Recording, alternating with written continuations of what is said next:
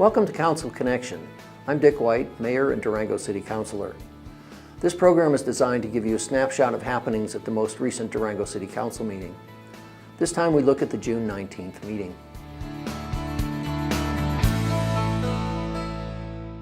The presentations of two proclamations marked the start of this meeting.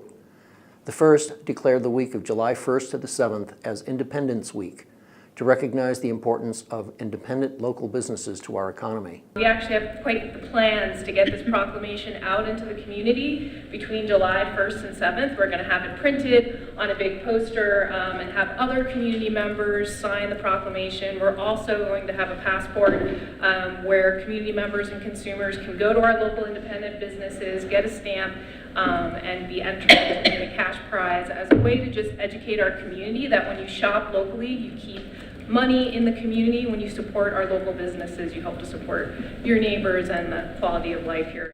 The second proclamation declared the week of June 18th as Pride Week, to celebrate the diversity of our community and to advocate the message of tolerance, civility, equality, dignity, and respect for all citizens. To find out about events that are planned, go to 4calliancefordiversity.org. One of the first items on the agenda is the consent agenda, which is intended to allow the City Council, by a single motion, to approve matters that are considered routine or non-controversial. There's usually no separate discussion of these items unless a council member or a citizen requests an item to be removed from the consent agenda and considered separately. Our consent agenda consisted of 8 items, 3 of which were removed. 2 of them dealt with recreation issues.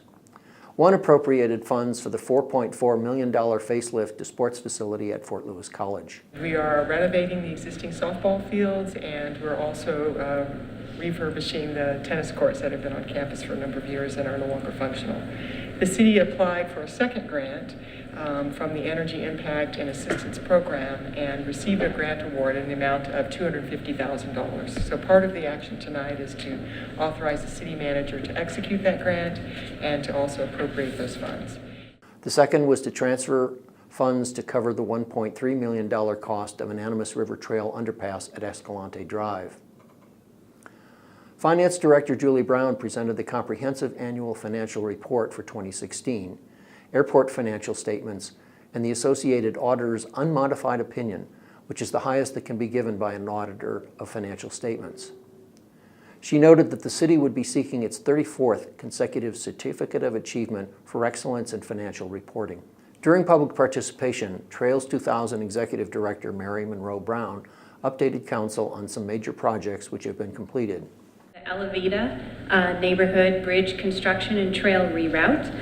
The neighbors in that area had been having a slew of issues with trespassing, theft, and threats, and wanted to address the trail situation. So working with the city and the neighborhood, Trails 2000 and over 45 volunteers rerouted the trail, built a bridge, and assisted with the neighborhood management, which one of the local neighbors said has already made a significant difference to their enjoyment and safety.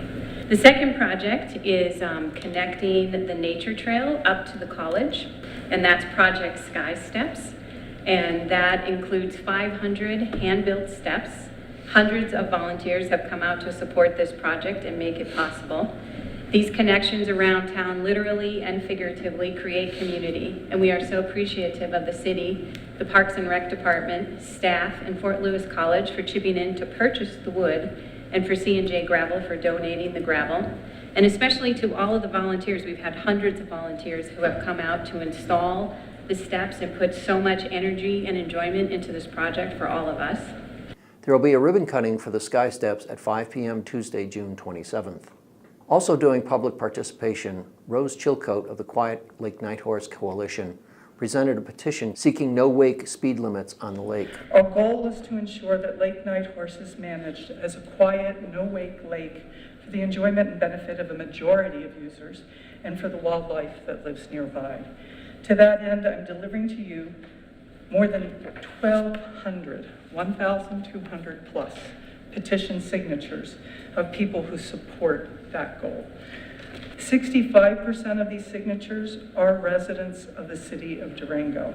Another 29% live in La Plata County outside of the city, and 6% live outside of La Plata County, or where they live was unknown to us. Council will be discussing the petition in the future as planning for recreation at the lake continues. There are several events you might find interesting. Among those, don't miss Durango's 4th of July celebration starting early in the day with a breakfast at Rotary Park, 5K fun run, family barbecue, 2 free concerts, the parade at 6 p.m. on Main Avenue, a street dance, and of course, the fireworks. That's Tuesday, July 4th. Help the Four Corners Gem and Mineral Club celebrate their 70th anniversary this year at their 64th annual Gem and Mineral Show. It will be July 7th through the 9th at La Plata County Fairgrounds. For more info, go to durangorocks.org. Make plans now to attend the Friends of the Durango Public Library Summer Book Sale, July 14th and 15th. Get some great deals on gently read books. And lastly, you can help victims of the recent tragic fire at the Tercero townhomes in Durango. The Salvation Army is taking donations for impacted families.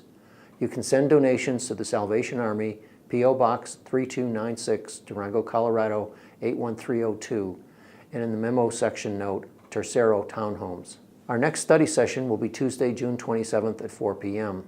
This will be a 4-hour meeting at which we will discuss speeds and safety on the Animas River Trail plus e-bikes. We will also hear updates on the city's homelessness strategy and housing programs. Our next regular City Council meeting is moved to Wednesday, July 5th at 6:30 p.m. due to the 4th of July holiday. And that's Council Connection for the June 19th Durango City Council meeting. I'm City Councilor and Mayor Dick White.